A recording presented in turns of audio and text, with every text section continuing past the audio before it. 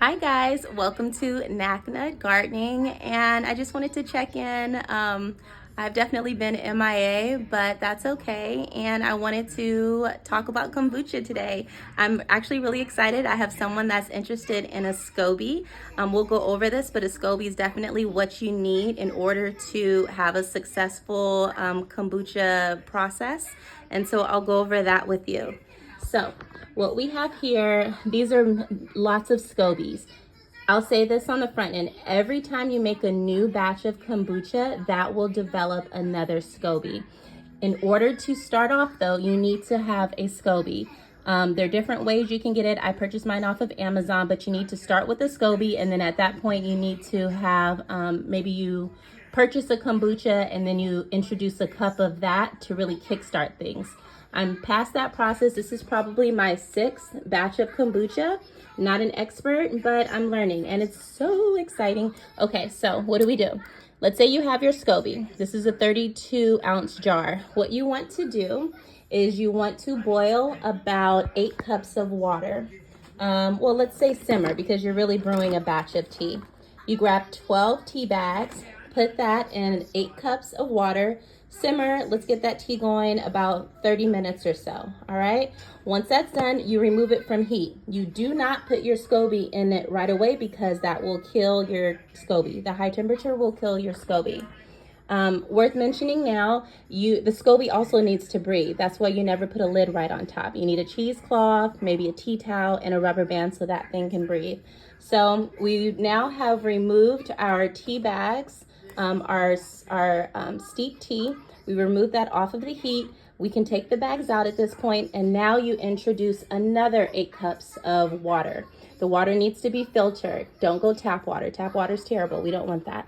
So we now have that. We have our 16 cups of tea.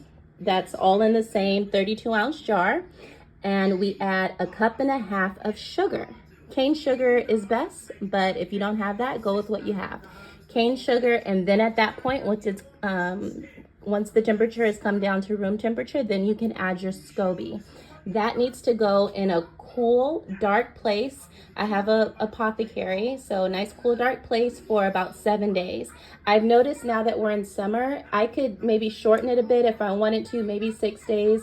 I haven't tried 5, but 7 days is really the marker that I go by. And then also what we have here, this is a pH meter.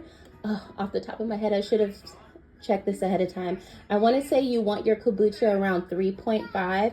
I'm sure it's a range to that. I'll drop it in the description, but you can always test it to make sure that you're in the ideal kombucha range. So after we have our SCOBE, our sugar, our room temperature water, 16 cups, this was 12 bags of black tea. Once we have that, you put your rubber band, you put your cheesecloth, that goes in your cool dark place for 7 days. You take it out. You'll notice I actually put this in the bottles just now, but I was even noticing, you see the bubbles? This is like carbon dioxide because this is your first fermentation process. And everything that's going on, we have yeast feeding on sugar that causes carbon dioxide, and that's what's making all of that beautiful, delicious fermented fluid that our GI tract is going to love when it's ready. So right now, I'm at the 7-day mark. I definitely suggest these glass bottles. I purchased these from Amazon, but what you're going to want to do is put the kombucha in it. You want to make sure you leave about 1 inch headspace. You put it in it, and what do you need now? You need to still feed that fluid. You still want to feed your kombucha. So my favorite by far, I've only tried, I've tried ginger, rosemary, blueberry, strawberry. My favorite is passion fruit. This is from our passion fruit that we're growing, our passion fruit vine. I love flavoring with this. What I'll do, I'll cut this open. I'll drop maybe about 3 tablespoons. I don't know. I just kind of I'll bring it up to about here because I want that inch headspace. I'll fill it up to about here. You go ahead and close the jar, and then now you put this back in that cool dark place for it to go through its second fermentation process. Sorry, excuse the back. It's real living over here. You guys already know. So, second fermentation process, you've introduced your fruit. Fruit has sugar, right? Healthy sugar. We're not adding in extra stuff here, guys, that the grocery stores have, right? It's just pure, your tea bag, your cane sugar, and a natural fruit for sugar. We did add sugar at the beginning process, but a lot of that is going to feed the pellicle, the SCOBE that was made from that batch. So another 7 days, but I have learned if you do, hear me out, if you do another 7 days, you're gonna need to burp it, meaning open it every day and release. You'll hear it pop like a soda can. You'll need to release, burp it every day. I have made the unfortunate error by letting go. I worked a couple of shifts, got back to it maybe 2 days later, and it exploded blueberry all over my ceiling. Terrible situation. We'll never do it again.